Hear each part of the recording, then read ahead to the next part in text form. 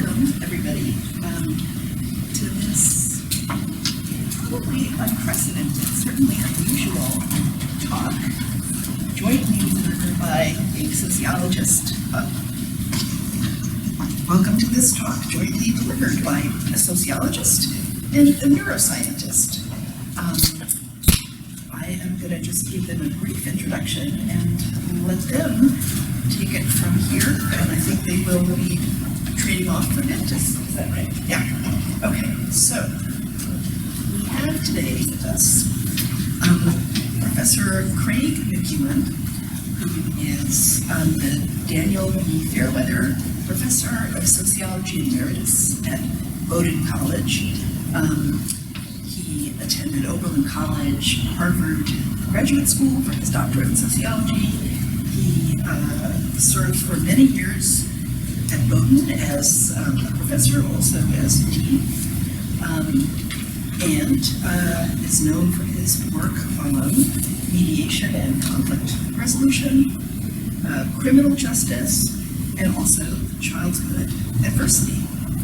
And in fact, the latter topics, criminal justice, childhood adversity, led him to reach out to a close member of his family, in fact his brother, Bruce McEwen, who is a professor of neuroscience, specifically the Alfred E. Mirsky Professor of Neuroendocrinology at Rockefeller University. Bruce's research has spanned a number of topics, including behavioral neuroendocrinology, sex differences, the effects of stress on the body and brain and health, and he was, through his own path, approaching this common area that they both now work in, which is the biological and social determinants of health and well-being. I will just relate one anecdote. It's pre-cleared. I'm not stealing any thunder from them. But a few years ago, they wrote a paper together, a major kind of statement of how stress physiology and the brain are relevant to understanding the psychological and physical health problems of poverty and their transmission across generations. Very exciting integration of social and biological research. They sent it off to the American Journal of Sociology, my journal, and it was returned to them without reviews, just saying this is not of interest. Luckily, they persisted, or nevertheless, they persisted, I guess I should say, and it's now highly cited and widely read, and I recommend it to you. Excellent review of the field, published in the Annual Review of Sociology. I am not going to take any more time than that. I'm going to just hand the podium, like, over to whoever's going first, which would be Craig. Thank you. Thank you.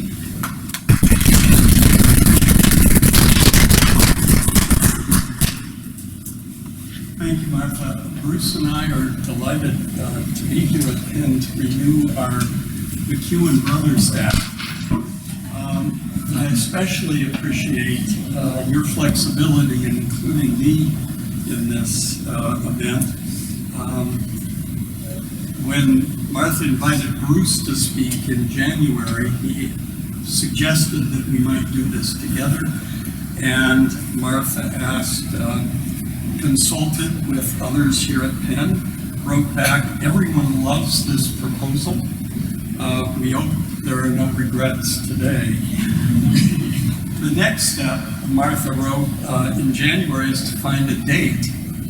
She proposed today, November 21st, and at that point we knew this was meant to happen. You see, November 21st is the 111th anniversary of our father's birth. as a professor of English in the engineering school at the University of Michigan. He was proud of our familial coverage of the humanities, natural, and social sciences, and would have delighted at the collaboration that Bruce and I have forged rather late in life. For almost 50 years, our careers were entirely separate. Bruce's path led him from chemistry to cell biology to neuroscience and behavior, and then to epidemiology and public health, while running a laboratory with graduate students and postdocs. At the core of his evolving research, as you'll hear today, was the epigenetics of stress hormone action on the brain, and both the resultant damage to brain architecture and the adaptive plasticity of the brain in response to that damage. A key element of this work built on the recognition that social experience shapes the brain epigenetically. Bruce's sociological awakening was encouraged and supported by participation in two MacArthur networks, one on health and behavior and the other on socioeconomic status and health. Further awakening has occurred through his continuing engagement with the National Scientific Council on the Developing Child. My trajectory as a sociologist took me from research about youth training schools and community-based alternatives for adjudged delinquents to studies of mediation, alternative dispute resolution courts, and lawyers while teaching undergraduates. Along the way, I drank from the sociologist's cup of suspicion about biological explanations of human behavior, which too often seemed from our perspective to be imperialistic. Biology, especially genes, as destiny. But Bruce and I had in common an upbringing by socially conscious parents and our Oberlin College educations, where that social conscience was nurtured. For me, that led to volunteer work with the United Way of Mid-Coast Maine, which placed a priority on strengthening supports for early childhood development. I began to learn more about childhood adversity and talk with Bruce about his work.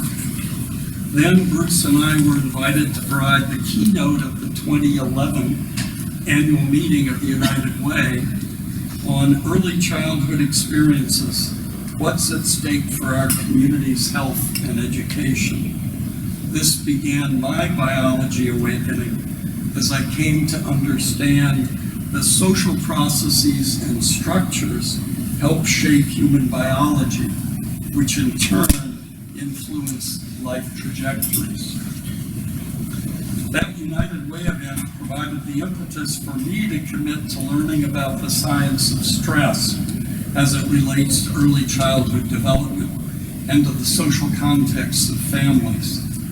For Bruce, who was already engaged, as I said, as a member of the National Scientific Council, this was comfortable territory, and he was happy to connect me with resources and to develop further his identity as a molecular sociologist, as he joked. So began our quest to bring neuroscience of stress to sociology and to imbue this neuroscience with deepened social context, which leads us to the organizing question for our talk today. How do neuroscience and sociology connect in helping explain why children of low-income parents are more likely to be poor as adults than other children? We argue that answers to that question should include understanding how early childhood adversities that result from social structures and relationships impact children's bodily systems and brain development through recurrent stress. I'll briefly set the stage for the problem that's engaged our joint attention. Then Bruce will talk about that biology, the embodiment of inequality, and finally I'll bring the neuroscience back to sociology and questions about inequality and reflections on the challenges of turning some of this science into policy and practice. So briefly, the issue. Intergenerational poverty is a problem, especially in the United States. Early childhood poverty significantly increases the odds that children will not be ready for school at age 5, will not complete high school, and will be poor as adults. Wagmiller and Adelson, for example, reported in 2009 that of 35-year-olds who spent no time in poverty as children, less than 1% were poor as adults.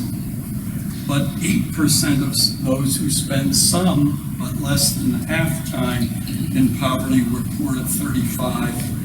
45% of those spending over half their childhoods in poverty were poor as adults.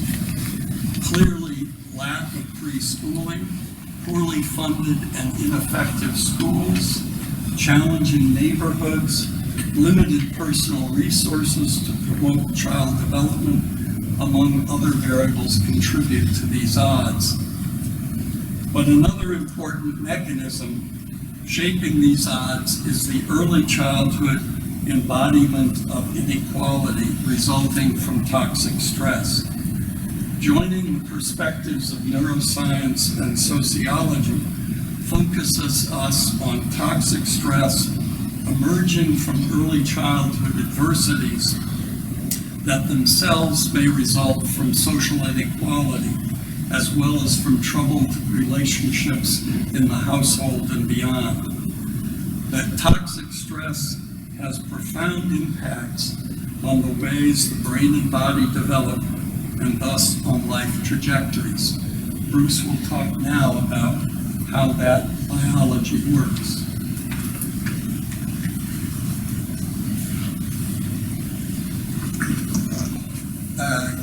Shown here is a big picture model of what I'll be talking about, what we are talking about, in which, as you can see, the brain is the central organ that decides what is potentially threatening, stressful.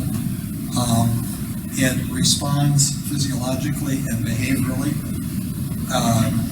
to everything from trauma and abuse, major life events, but then also the daily events of our lives, in our work, in our home, in our neighborhoods. The behavioral effects involve the health behaviors, whether we are physically active, when we sleep, whether we smoke, drink, as I said, are physically active. And the brain also directs physiologic responses.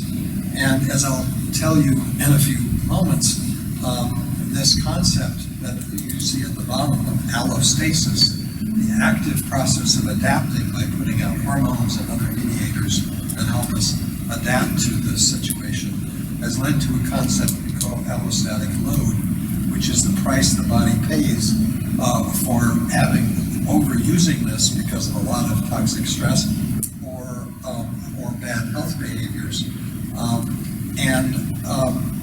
It's a concept that really goes beyond the concept of stress, because it emphasizes the fact that our mediators like cortisol, which help us stay alive, can also, in a sense, kill us under the adverse circumstances. So you'll hear more about this and also the origins of this in a few moments. Allostatic overload is the notion that when this goes on too long, it actually can, as we say, break the seesaw, which tries to maintain homeostasis. And the inverted U at the middle of the slide emphasizes the fact that, again, many of these mediators for example, like cortisol, help us adapt, but when they are overused or dysregulated, along with our systems in our brain and the other systems in our body, they can actually lead to permanent, even irreversible damage. And so the idea of balancing this and intervening in a way that maintains the positive aspects by shutting off a stress response after it occurs, rather than having it be prolonged and causing problems, is one of the key sort of points of how we apply allostatic overload and think about it in relation to human health. Now, this really had origins here in Penn. Elliot Stellar, who was a mentor to me in many ways, along with others, got me involved in a MacArthur network on health and behavior, which then turned into the network on socioeconomic status and health. And in the 1980-81, I came to a symposium here at Penn and heard a talk by Peter Sterling, faculty member here, and Joe Heyer, which led to their initial talking about this concept of allostasis, the active process of adaptation. This led Elliot and I to write a paper together defining this thing we call allostatic load, which then led to a paper that resulted in the diagram on the previous slide in a New England Journal of Medicine, where it really talked about the protective and damaging effect of stress mediators. And Peter has continued also to incorporate this in some of his thinking and writing. The notion behind, of course, this network of allostasis is that it's more than just cortisol. It involves many systems, the autonomic nervous system, the pro and anti-inflammatory cytokines, and a bit of oxidative stress, which sometimes we hear about it in a negative sense, is necessary for our cells to function normally, but too much oxidative stress can lead to inflammation and damage. And these systems, along with systems in the brain, simultaneously are affecting processes throughout the whole body, not only in the brain, but in the metabolic system, the cardiovascular system, the renal system, the immunologic system. And so the brain and the body are talking to each other all the time, and we have to keep that in mind as we think about diseases, because too often traditional medicine has ignored the brain above the hypothalamus, and traditional neuroscience has ignored the rest of the body. So one of the consequences of this continued interaction is what we can call multimorbidity. If one has a mental health problem, there is the likelihood that there would be 1, 2, or even 3 or more other diseases, as shown in the color bars. And the same is true for other disorders as well. So it's rare to have only one defined disorder, but the whole body is paying, and brain are paying a price for this. But as I said before, health damaging behaviors, loneliness, circadian disruption, as in jet lag, shift work, or sleep deprivation, and living in an ugly, noisy, polluted neighborhood with lack of green space are all factors which increase the allostatic load that our bodies and our brains experience. And we don't call many of these things stress. So it's essentially how we live our lives, which has led to this concept, which is called the exposome, which is the entire physical and social environment in which we live, which determines what we can do, but also constrains what we can possibly do. So living in poverty on the one hand, or living in a rich environment that leaves us many opportunities, has profound effects on how our brains develop and how our bodies function. And of course, as this noted underlined, is there when an individual or group attempts to change the environment, that is, living near a toxic waste dump, building community action that tries to make a difference, then this can overcome learned helplessness and perhaps lead to, at the same time, improve physical and mental health because people are actually feeling they can do something. Craig will return to this and other things later on. One of the consequences of the MacArthur networks that I became part of was the application of allostatic load to looking at the effects of income and education. And shown in the middle of the slide is the work from Teresa Seaman and colleagues showing that at different ages, in this Ned Haynes study, that education has probably one of the most powerful influences on allostatic load, being lowest in people who have had a college education, and worse in people who had only a grade school education. Now, above that is the famous Michael Marmot and colleagues' British Whitehall study showing that there are gradients of mortality in the British civil service where everybody had access to health care, everybody had a salary, and yet the different jobs, the levels of education, and perhaps levels of income as well, determined a virtually linear gradient. So the people in the motor pool had shorter lifespans than the people who were the diplomats and higher level employees of the government. And this led then on the left to the notion in the Tony Blair administration that all public policies are in fact health policies. And on the right, you might be interested in it, there's a very nice PDF, Reaching for a Healthier Life, which actually summarizes the work of the MacArthur SES and Health Network on gradients of health and the many factors in society that cause these. And as the slide says at the bottom, many of these problems begin in children, as we've heard also from Craig, I think as we know. And that brings us to the notion of epigenetics, which I was fortunate to have my PhD training in the laboratory of Vincent Alfred Mirsky, who introduced me to the idea which they demonstrated that experiences acting through hormones and other chemicals in the body open up genes and allow them to be expressed. On the other hand, other conditions cause genes to be hidden or repressed. And this notion of epigenetics now takes us away from the DNA sequence per se and allows us to understand how individuals are shaped along with, based upon their basic genetic capabilities. And at the bottom is a list of some of the mechanisms that we know now that are involved in epigenetics.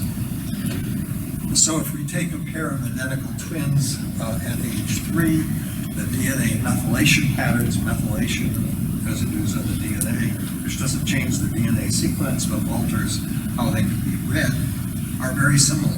But a pair of identical twins in their 50s or 60s show a different pattern because they have had what we call non-shared experiences.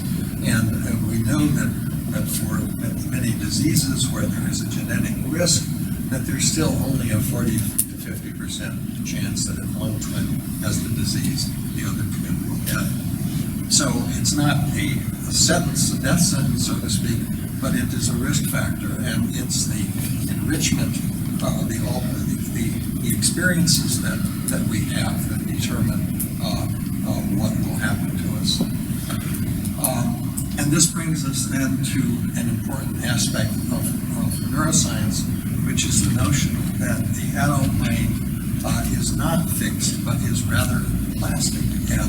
And in fact, a healthy brain is capable of changes even throughout the entire life course, so that neurons have dendrites that receive synaptic inputs, and these can become more branched or less branched depending on experience experiences.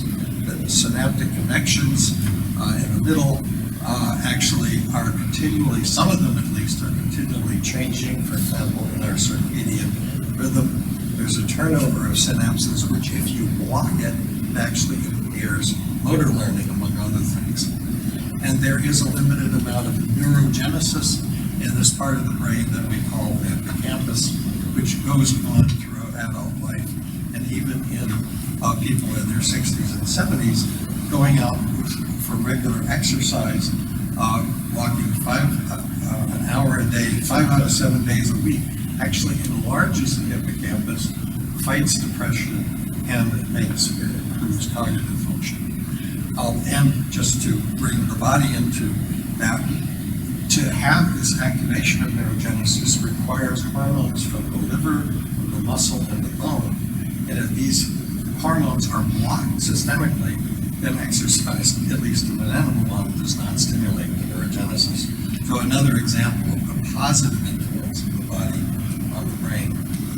Now the hippocampus is, of course, one area of the brain involved in memory and mood, but it also helps to shut off the stress response. The amygdala, another area which is very important, especially for anxiety, fear, and aggression, is important. It also turns on our stress response. And the prefrontal cortex, which is important for self-regulation, for working memory, for regulating mood and impulses, and making decisions, it also helps to shut off the stress response. So if you can imagine that there are, in fact, with experiences, structural changes in the circuitry throughout the brain, that if these are altered, you're going to alter not only the behavioral effects, but also the neuro and physiologic effects. And an example of this is somebody who develops an anxiety disorder, perhaps in a dangerous environment, you become anxious. But then when the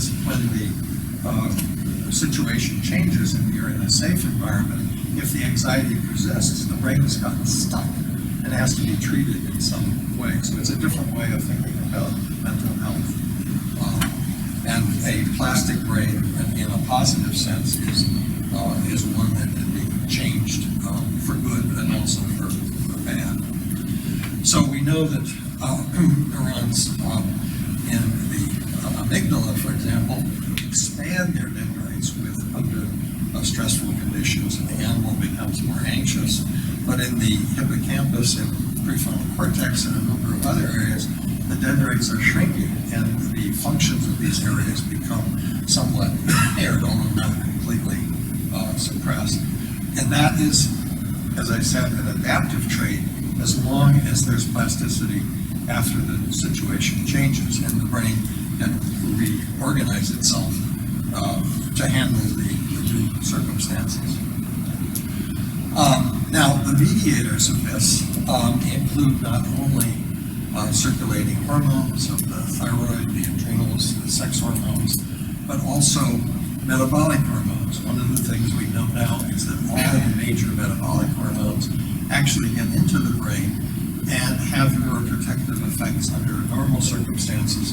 But for example, in diabetes, the brain becomes insulin resistant, and this impairs cognitive function and even increases the risk for a form of depression and also for later dementia. So diabetes is a brain disease as much as it is a disease of the body. And there are immune cells in the brain, the microglia, like macrophages, and the immune system of the brain is very important. It becomes overactive in neurodegenerative diseases, and people think now in also some forms of depressive illness, and contributes to the depressive symptoms. So we can't ignore the rest of the body thinking about what goes on in the brain, and the brain, of course, influences those functions outside. Now we come to early life experiences, and we know, as Greg has introduced, the idea that there are pervasive effects of poverty across generations, which affect brain structure and development, and I'll say a few words about those before turning it back to Craig, and affect both allostasis and allostatic load. They also affect the health-promoting or health-damaging behaviors that we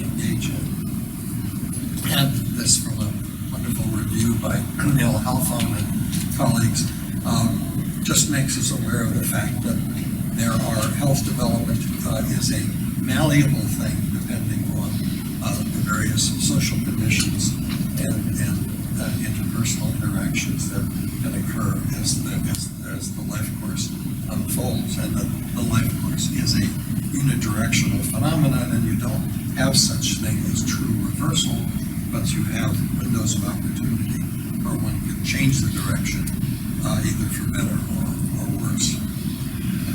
So, of course, in children in poverty, there is greater helplessness and distress, poor self-regulatory behaviors because of impaired development of the prefrontal cortex, which really develops after birth.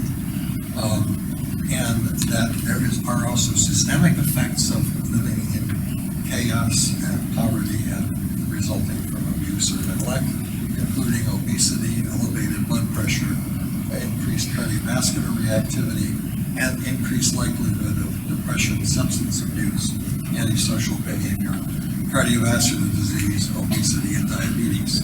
And this contributes disproportionately to our healthcare system and also deprives society of the people who can be effective in the workplace. And there are changes in brain structure.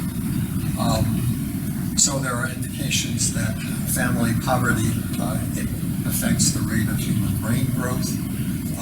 There are relationships of poverty to poor academic achievement, and one example of this is the famous Harvard-Risley study, where the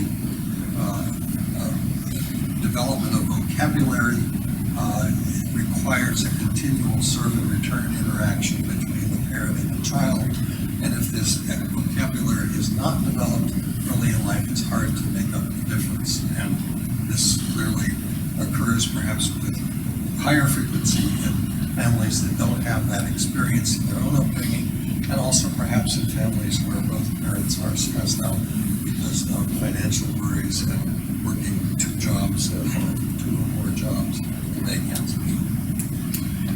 So in the hippocampus, we know from a number of already published studies is smaller in poverty.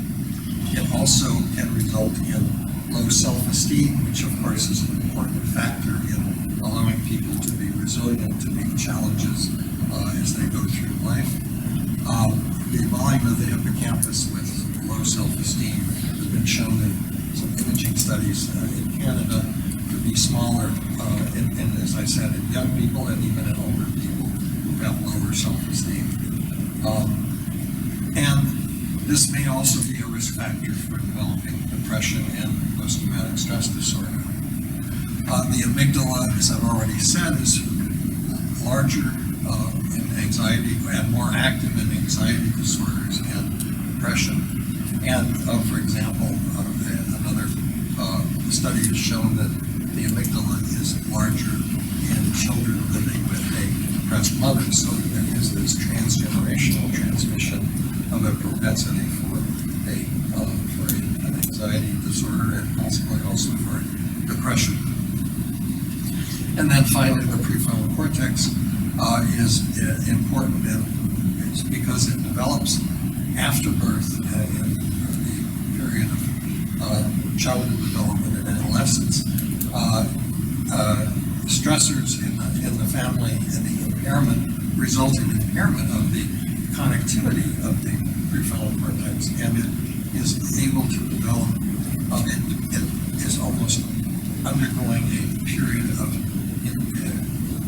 increased aging in which the flexibility that normally occurs in a prolonged childhood is limited, and we know from some of our animal experiments that early life adversity in a mouse or rodent model making it difficult for the mother to provide the adequate nurturing and care for their young, so it becomes irregular, actually limits the ability of the genome to respond to challenges later in life. The red are the animals have stress. Blue were animals that would not have that. So the range of possibilities of gene expression is a little more limited. And this, again, raises the question of whether, after this has occurred, whether we can do anything about this to help the brain rewire and reactivate itself so it can respond. We don't know the answer to that yet. So,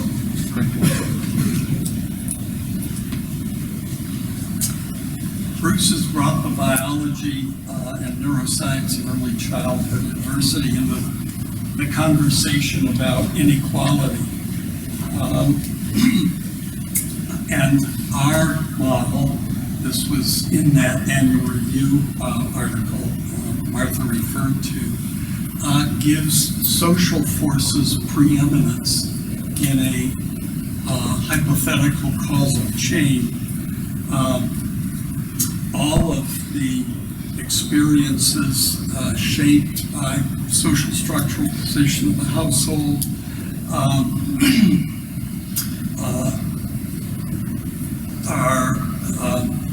can lead to levels of adversity and toxic stressors, which themselves obviously link to the levels of toxic stress and allostatic load.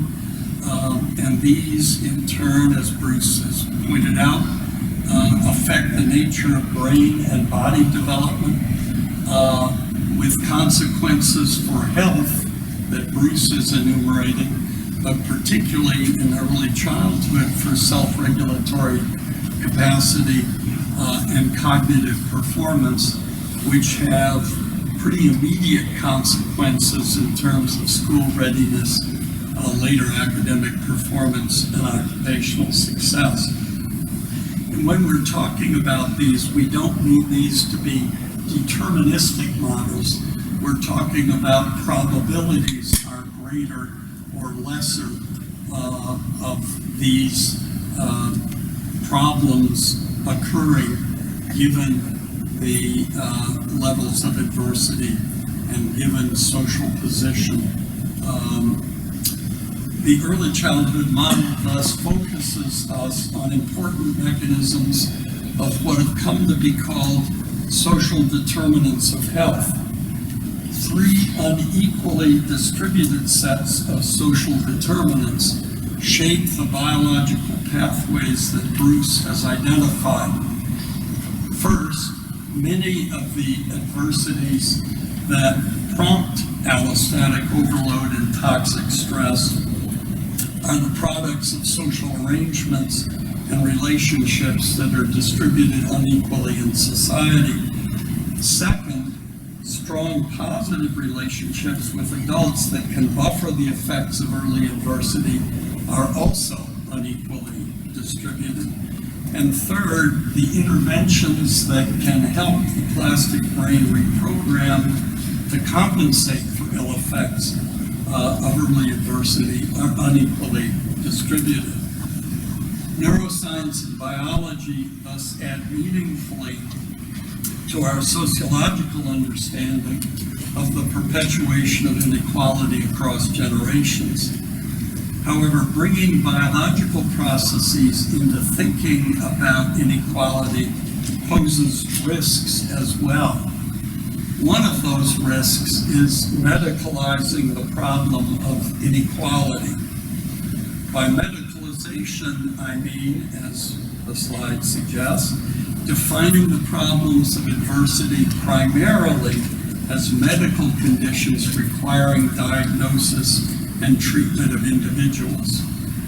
Given the focus that neuroscience brings to developing bodies and brains, it's not surprising that a heavy emphasis on healing interventions follows rather than on prevention of adversity.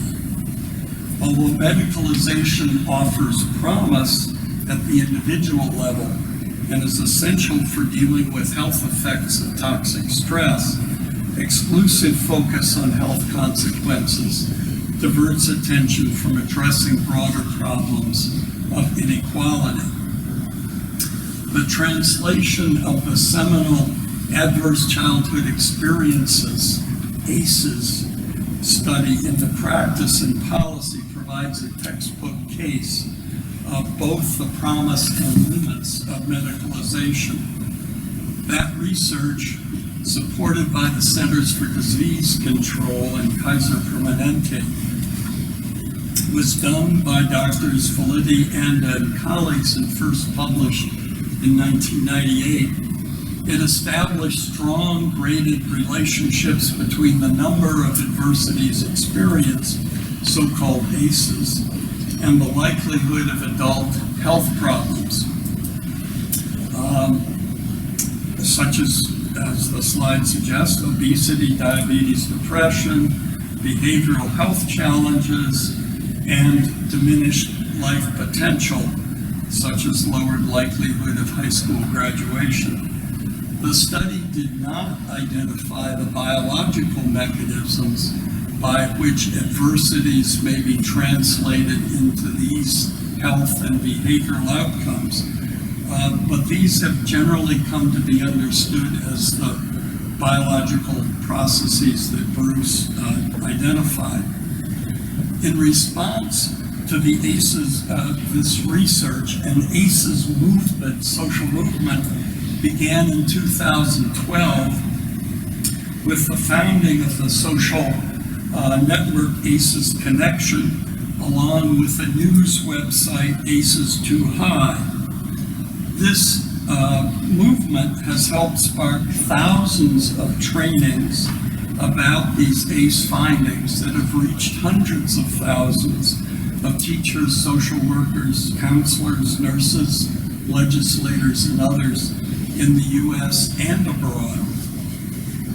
Before looking at the issues of medicalization with regard to ACEs, please note that the 10 ACE survey items focus on decontextualized households and fail to include the structural issues of inequality that Bruce and I have highlighted. Poverty, in particular, financial insecurity, racism, homelessness, hunger, displacement as migrants, for example. Notably, the Philadelphia ACE survey is one of several that have added questions that relate to neighborhood violence and safety, experience of racism and bullying, for example. Now back to medicalization. One dimension of the medicalized response to adverse childhood experiences in the ACEs movement has been the introduction of ACEs screening into pediatric practice. Even though the ACE instrument was designed as a tool for measuring population health, not as a diagnostic tool. Dr. Nadine Burke-Harris, a charismatic pediatrician just appointed California's first Surgeon General earlier this year, has described childhood adversity as the biggest public health crisis facing California today. But so far, the primary response in California has been to devote $50 million, or nearly $50 million, to support mandatory screening for ACEs in the entire California population. This primary focus on diagnosing and treating children experiencing adversity contrasts with a more sociologically informed approach that recognizes that much adversity is socially created and that altered public policies could significantly reduce that adversity. This broader view has been adopted among others, the Building Community Resilience Project at the Redstone Center at George Washington University. This collaborative has identified a pair of ACEs, identifying adverse community environments, such as poverty and discrimination and community disruption. In doing so, they recognize inequity by design, arguing that social policies may actually create or reinforce inequalities, and implicitly that changing those policies can diminish that inequality. They describe their work as a transformative approach, fostering collaboration across child health, public health, and community-based agencies to address the root causes of toxic stress and childhood adversity and to build community resilience. This collaborative model, centered in the medical home, significantly expands the medical model, but needs to be complemented by broader policy attention to those policies aimed at preventing or ameliorating the problematic social conditions, many of them resulting from inequality, that give rise to much childhood adversity. So, we want to get to questions. Our time is short.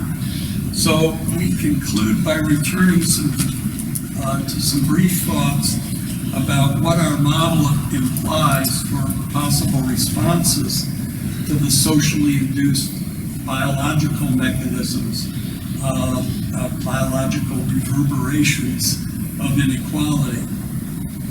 First, since many of the adversities that prompt allostatic overload and toxic stress are the products of unequal social arrangements, we can address attention to policies that diminish toxic social environments.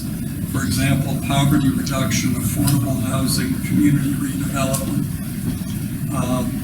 As the MacArthur Network suggested, all policies are health policies. Arguably, almost all policies are child development policies as well. Second, since strong positive relationships with adults can buffer the effects of early adversity on brain development, providing more resources to households that help protect against toxic stress, such as high-quality, low-cost daycare and youth mentoring programs.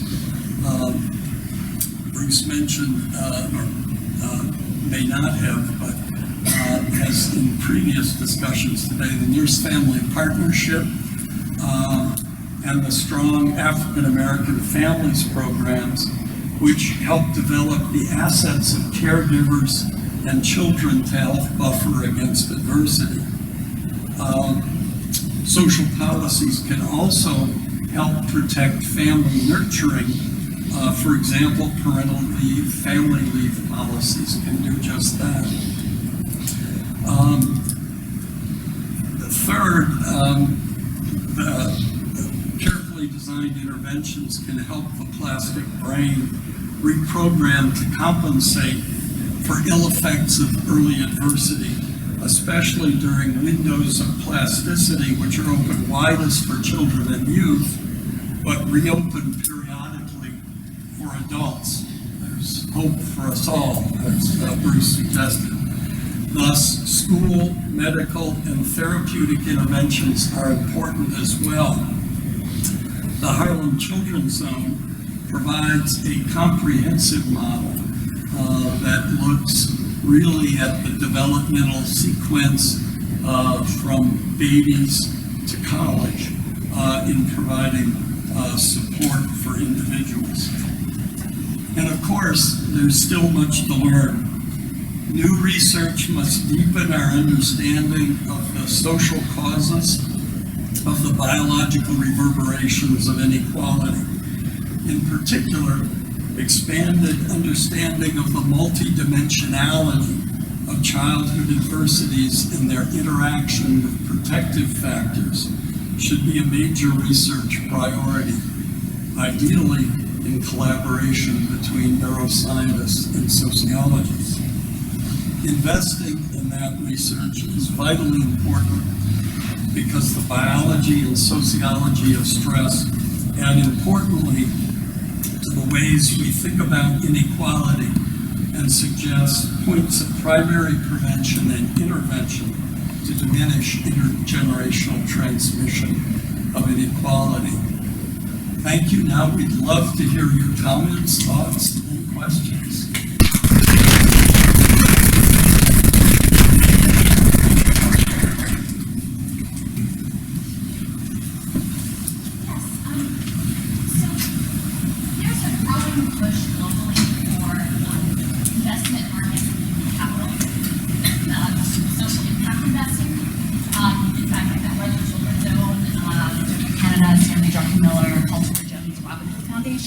Are pouring a lot of money, like the Meridian Fund, into that. But they're looking at outcomes metrics because everything is very data-driven in very narrow terms to collect these returns on investment based on like the Headman equation. And so when we look at these possibly compulsory screenings for Medicaid recipients and home visit programs where Google is backing the nurse-family partnership, like how do we protect communities that have been historically targeted and commodified for profit by very powerful interests from being harmed again under this banner of addressing their trauma? So. That's a good and tough question. I mean, one of the concerns about the ACE screening is that it targets and potentially labels individuals. And we know that, for example, I had that slide early on, 45.3% of kids growing up in poverty for more than half their lifetimes end up as poor as adults. 54.7% do not. These are probabilistic outcomes, and the worry in part is that we label entire communities and individuals in ways that, in ways that reinforce the harms that may have been done. That's why thinking at least about broad social policies that may provide new resources to communities is, I think, a positive way to deal with that. And I'm not sure how these partnerships you're talking about are working. The collective impact, like United Way has a whole collective impact initiative. Yep. Where they're looking at Alice and sort of looking at poverty, but it really is about impact of poverty as data and it's an investment market. It's framed as specifically as a global investment market in human capital. So I guess my question is, do the poor have a right to not be commodified through their poverty? Like, do they have a right to not be an impact market? Do you have an ability to access healthcare and shelter and food and SNAP benefits without having to be tracked for your data and their impact on you as like almost pre-crime, like that your ACEs score is your pre-crime score? Yep. How do we put guardrails on it? Because I think that force is out of the barn, and most poor people don't know that this is happening. To what extent, I was wondering, in those kinds of programs, is there active community involvement? That is one of the most effective ways of getting a community to change, is to have local members of that community become advocates for change, in which they also have the possibility of influencing how it's done. The power balance, like we're talking Google, like how do poor folks in North Philly go up against Google and the Ford Foundation and Rockefeller and Global Impact Investment Network, a lot of which is embedded right here at Penn. So how do you go up against the impact market when people, like, it just feels like we're not looking at the structural system, that we're not being truly honest about it. All I can say is I agree. Yes. Thank you for your work. My question is that over 30 years ago, an analysis was done based on money spent and outcomes, and it was determined that what you just presented should be done by all people in discretion, given a trust account to bring them back into the position of having living wage employment actually cost society less to do that rather than allow people to be traumatized and get crazy by being subjected to not having housing, proper nutrition, being education. Did you come across those studies? That's my question. I didn't come across those studies. There's a very interesting study in North Carolina of a Native American community which began to distribute fairly small amounts of money because of earnings from casinos, and following the kids in that community, their mental health outcomes were substantially improved by even marginal improvements in income. So, I mean, there's clearly evidence that income improvement can affect life trajectories of children growing up in those households, which is, I think, the point that you were making. There are now several active cash transfer programs. One that started in Mexico actually required the parent, usually this is done for the women, mothers, got them to take their kid for a health evaluation and so on. The ones I know about here are simply cash transfer without any stipulation to allow people to make good use of it. And again, perhaps trusting the woman more than the man to make this good use. We'll have to see what happens, but I know of one program that's going on right now without any results yet that I know about. Can I just say that one of the people involved in that program will be a speaker in the series in February. Yeah, right. Yes.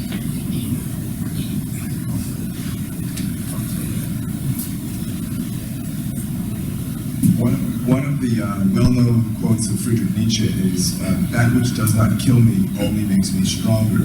In other words, that overcoming adversity might be better than having no adversity at all. I feel as if the research you're presenting us today is suggesting that Nietzsche was wrong, and that all of the adversity is just raises the probabilities of bad outcomes. But is that right? Or has your research also shown, or the research you're aware of shown, that overcoming adversities can take you to a place better than where you began and no adversity had occurred? Well, I think this is where the idea of self-esteem, locus of control, the ability to show resilience is very important. If a person learns that they can solve problems, then they're more likely to have a positive outcome for some of this. So adversity then turned in the right direction, sometimes you say making lemonade out of lemons, actually can have, and that's the way I interpret that.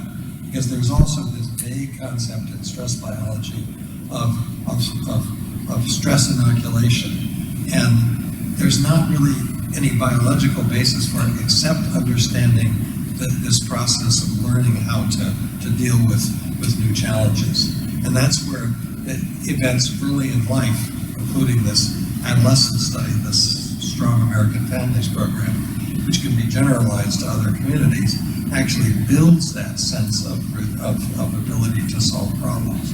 And that's the way I interpret it. I think it's important to add here that when Bruce and I talk about toxic stress, it's the experience of adversity in the absence of or with very weak supports, adult supports in the case of children, to help one cope. So the availability of those supports, as I've pointed out, is unequally distributed. Those who have those supports and are able to work through the adversity don't experience the toxic results. It's in the absence of that. And so people are not, when people are on their own struggling with adversity, some, and there are genetic differences actually in people's response to adversity. Some will respond positively and grow from it. Others will struggle and potentially have many of the health effects, behavioral effects that Bruce identified. Referred to as orchids and dandelions, and one that the orchids are more sensitive but can rise above things better in a positive environment, be driven down more in a negative environment, and the dandelions are just kind of tough and not really affected either way. That probably has some genetic basis, but also some environmental basis. There's a question. Great presentation, both of you. I find it really informative and both levels. I've got two questions for Bruce, quick ones. Points of information. Methylation in epigenetics. I've heard it said that a lot of epigenetic changes under genetic control. Is that true? And that the environmental epigenetics, there's some of it, of course, but it's largely genetic. Do you happen to know if that's true? Well, when methylation was first discovered and described, it was felt that it was an irreversible phenomenon. Now we know that there are methylation changes that perhaps are longer lasting, but that there is demethylation as well. And so the ways of measuring that now involve looking at hydroxymethylation, which is the way of actually taking the methyl group off. And so the people who do this mapping of genes now are beginning to look at the hydroxymethylation, which indicates areas that you can actually take it off. So you could say for something it's a reversible process there, well, reversible, changeable process. So I think that, and you know, when someone says have a genetic basis, that sort of implies that it is an irreversible phenomenon. Yeah, and that's, I think, is now loosened up quite a bit. The other piece, the other problem, of course, that is emerging, that we don't really have enough data yet. Most of the methylation changes that occur during a person's lifetime are not passed on to the offspring because they're in the organs that don't survive.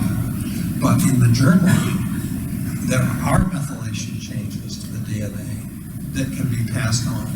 And now there are some examples, at least in animal studies, for example, obesity, where there is some transfer to several generations. And the question, but even that, some other kind of evidence indicates may be treatable even in the germline. For example, put it in human terms, bariatric surgery for a morbidly obese person actually may change the methylation pattern of the germline DNA and result in less obesity in the offspring.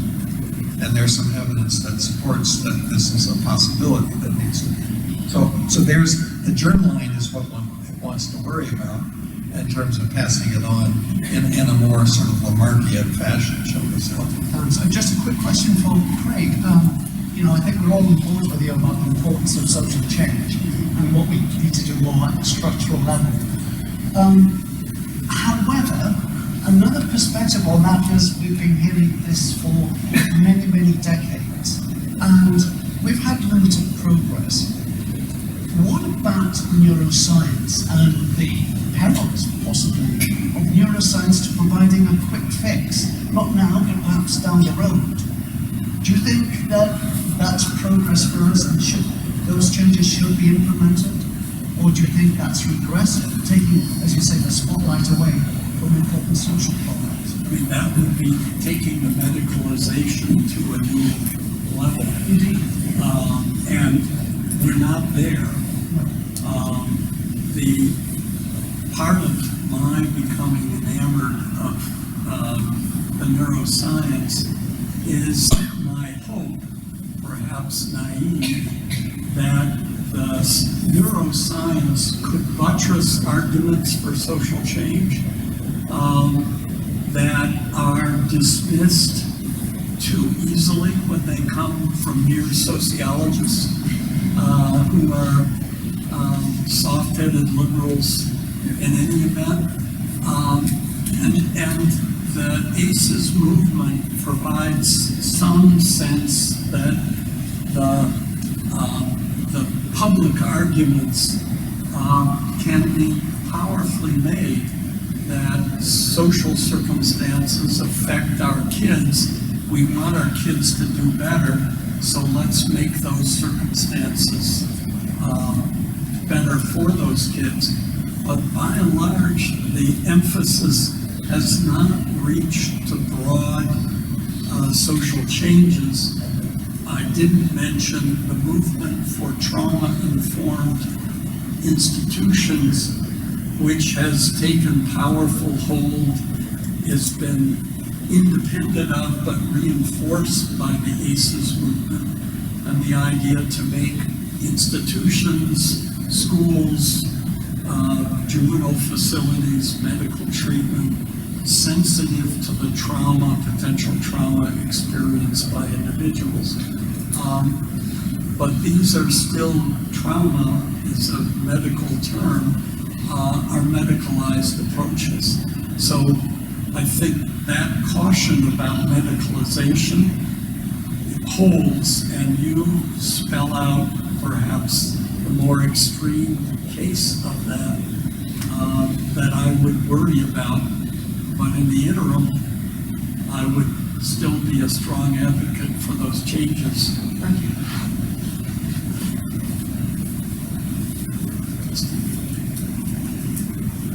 So I just had a quick question about, on the slide, you talked about the importance of particularly maternal depression, and maternal influences, and then also you mentioned sex hormones also play a really important part. So are there differences in gender responses to stress and toxic stress in childhood? And how does that play out maybe intergenerationally as well? Well, there definitely are. Of course, the women have a 2-to-1 more likely chance of becoming depressed. Males have a much greater chance of becoming socially dysfunctional. So it may be that they're taking things out in different ways, having the same experiences. And the one thing that we're learning about sex differences is that the entire brain is affected by sex hormones in both males and females. And the circuitry, we now say men and women do many of the same things equally well, but they use different circuits of their brains. And there's evidence for this from some functional imaging studies. There's certainly evidence from animal studies about how. And so sex differences are hugely important. They're programmed not only by hormones, by genes on the X and Y chromosome, and by our mitochondrial DNA, which comes from our mothers. And they're malleable to experiences as one develops. And continually, then, if we talk about pharmaceutical agents, they're usually tested in males, and when they go into the clinic, then you find out if they work well in women. And now we're beginning to realize that we have to think about these things, this whole idea of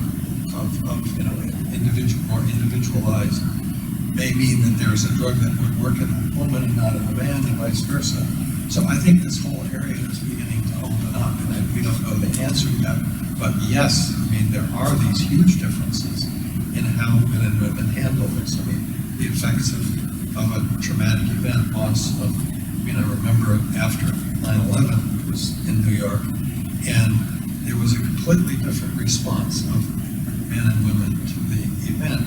We had group meetings right afterwards, but then as time passed, the group meetings continued to involve the women, and the guys went off and do their thing. So there was a real difference in how they would handle this. And I think we don't understand enough about it, but I think we're beginning to have to incorporate that. And does that have impacts then on the social policy side of this, right? It's a question of designing programs more structurally, reshaping society and dealing with poverty and inequality. It seems that there are these differences that they have to take into account on the social side, be taken into account on the social side too. They do. A huge center that may affect both men and women is to focus on supports for families and households. which are underdeveloped in our country.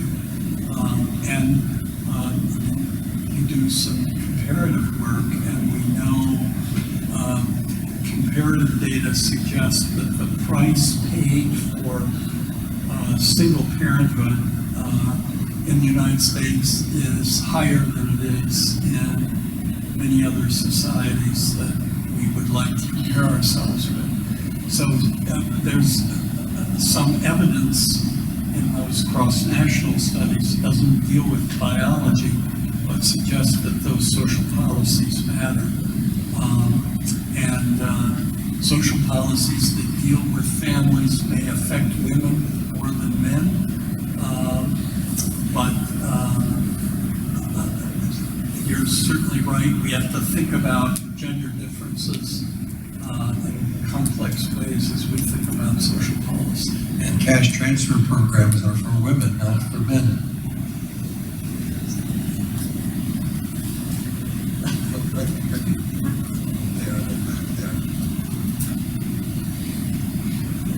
This is a fascinating topic. I'm wondering if you could talk a little bit more about maybe the neuroscience of inequality and sort of where inequity aversion comes from in terms of our social science. So we know that, for example, in game theory, when people are given these opportunities to play these games and make choices, that people have averse experiences to inequality in the first and second order, which suggests that there's something that may be going on neurobiologically that suggests that we're hardwired for equity or equity in certain conditions.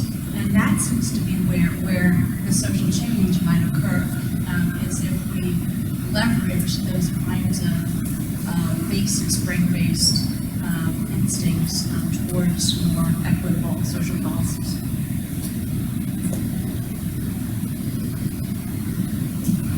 I'm not sure if we have a response on that. Yes.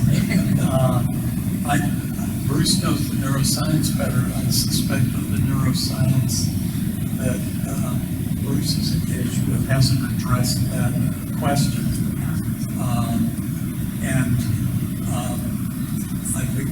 I would struggle some as a sociologist with the idea that this is somehow instinctual, and look instead to socialization,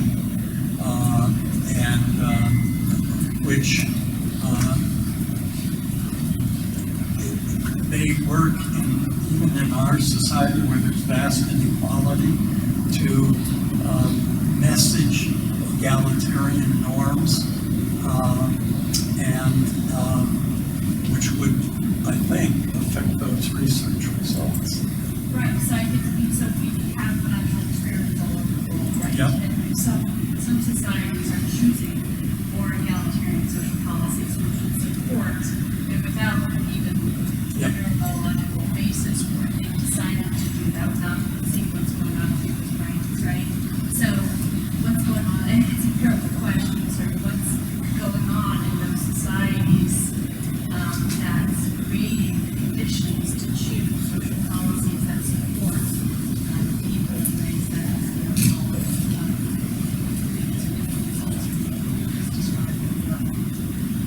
Another topic for a dissertation. There's a question back there. Hi, very interesting talk. I was hoping you could speak to some of the differences between inequality and poverty, especially thinking about the international context where what it means to be poor might look different from what it means to be poor here, and the kinds of ways that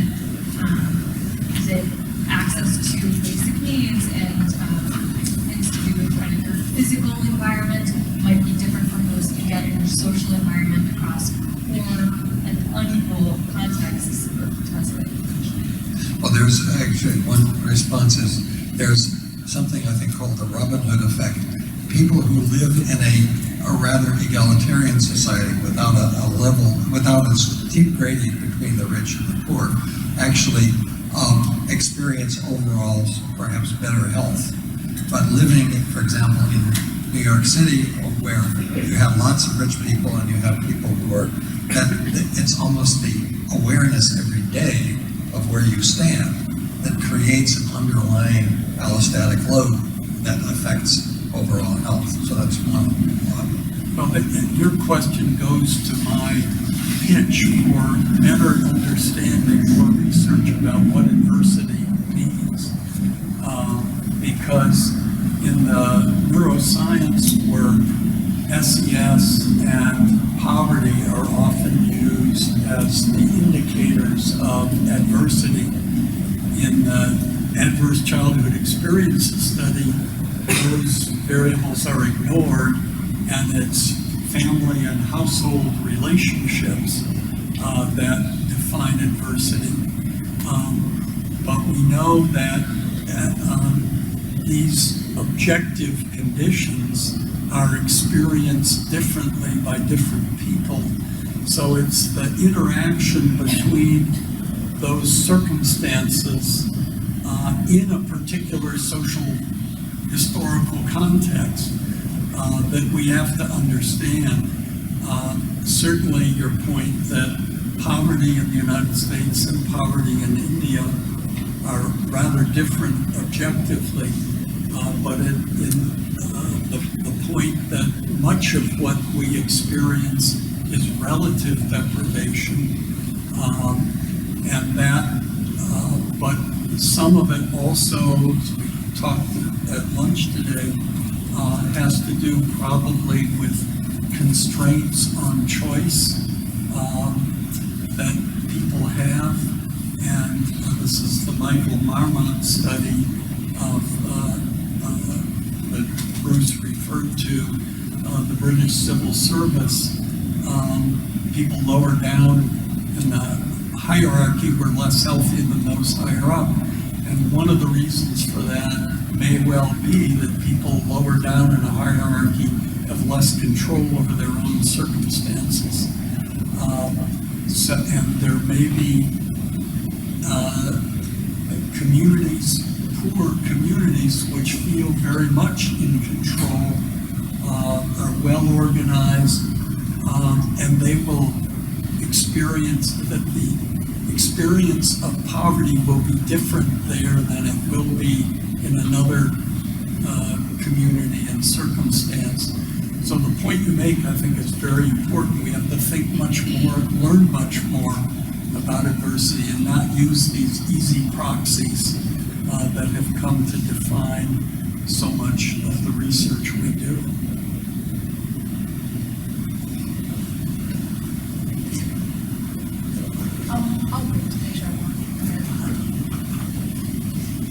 Thank you.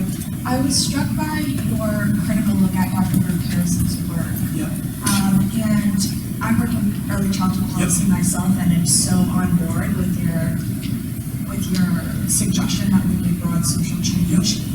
And in the meantime, there are children who are experiencing toxic stress and need short-term, often probably medical intervention. So if you don't suggest that pediatricians are doing these ACEs screenings, what other short-term interventions do you think could be more effective?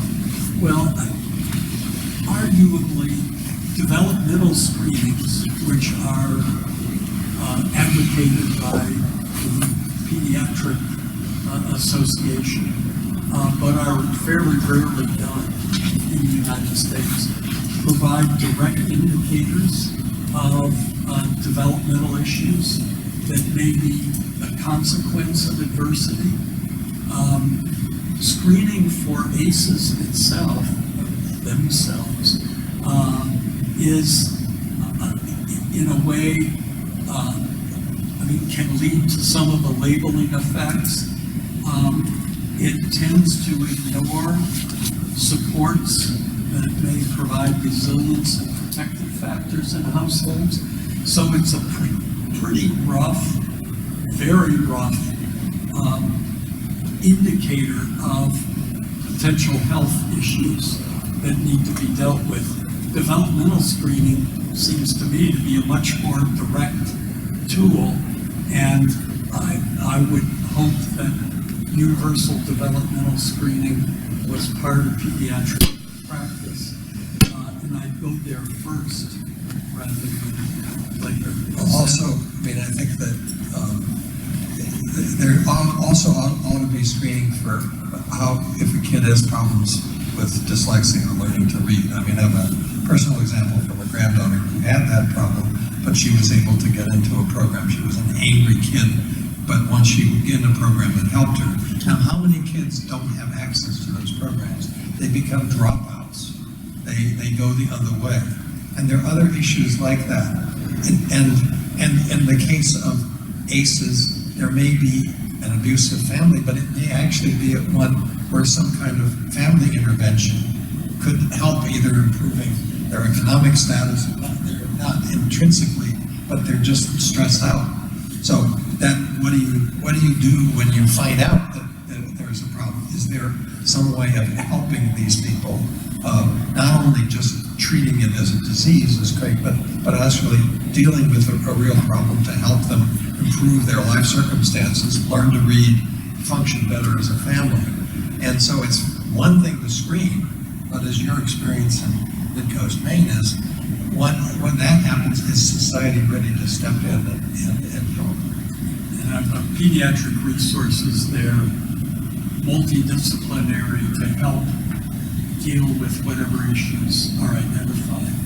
So ACE screening may promise more than it can deliver. When a kid comes to school undernourished, they haven't had a good breakfast, they come from a kind of disrupted family. But, you know, the teachers know this, and there are ways that providing nutrition and also providing a kind of a calming. I have a daughter who's a third grade teacher, and every day they start their course with their class with a kind of a mindfulness period, which calms them down. If they don't do it, the kids can play. They're kind of centers. There's so many things like that that can be done as well.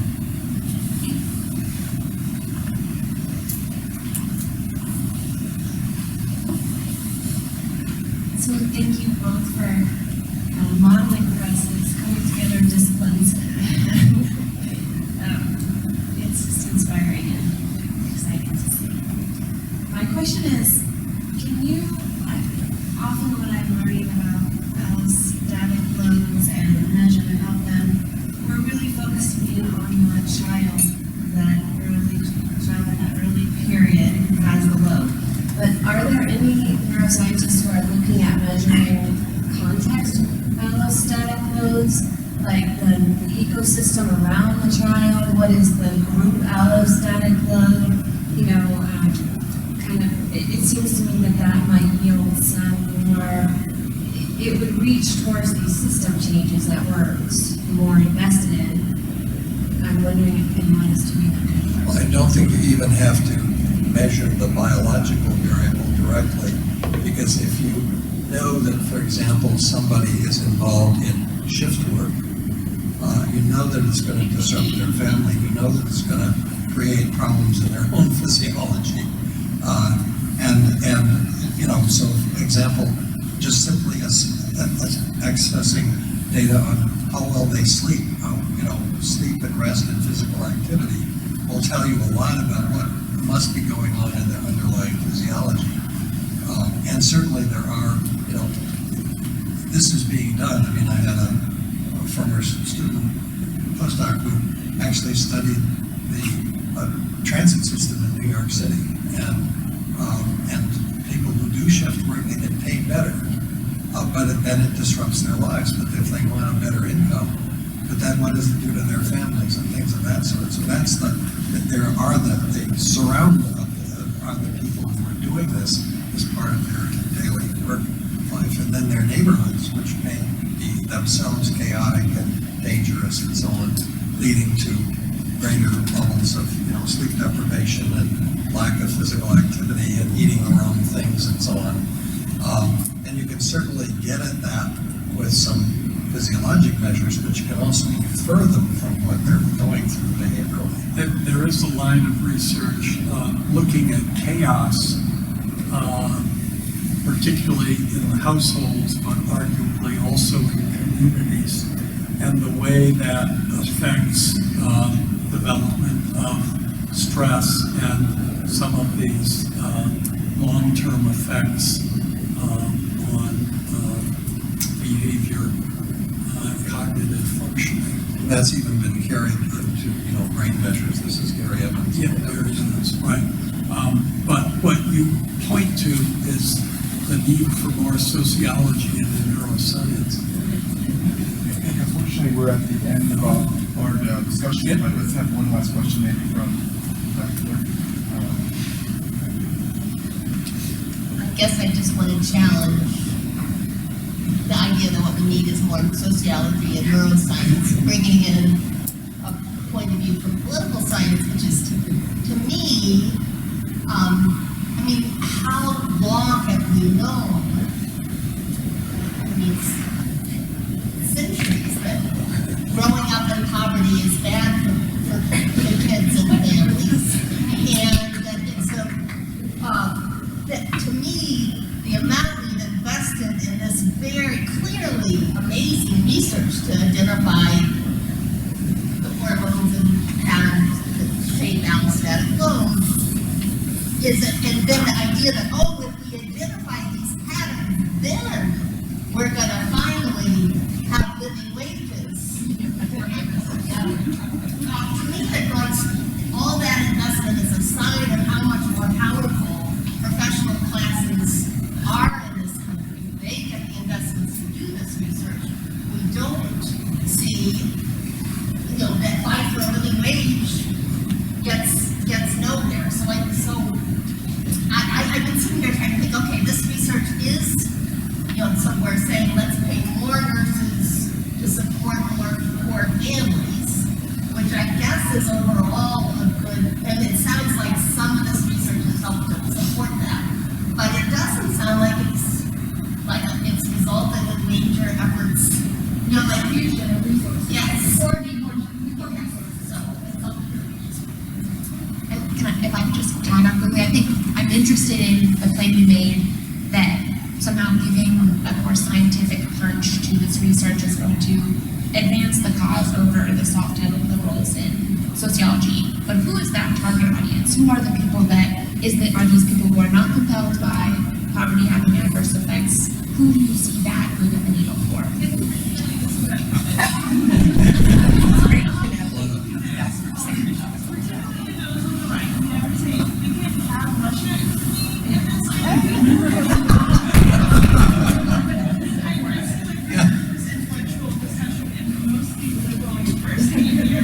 That's not solving it. How can we get folks on the other side to really invest money into the not an investment, like a redistribution, right? But we're not. And if I can But I have to say, the human factors you're basically saying that what they did was not valid. and the same as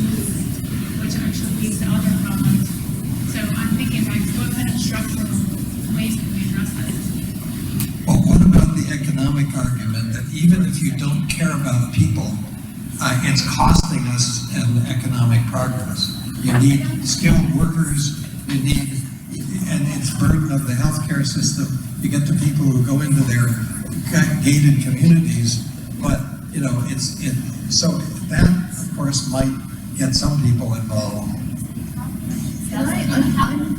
I'm going to take advantage of that. Maybe I'm not. Oh, no. To say, not speaking for the official organization or the management or our visitors, just for myself, I think the questions that have just been raised are very legitimate ones. I also think there are some answers that people like Bruce and Craig and Allison, my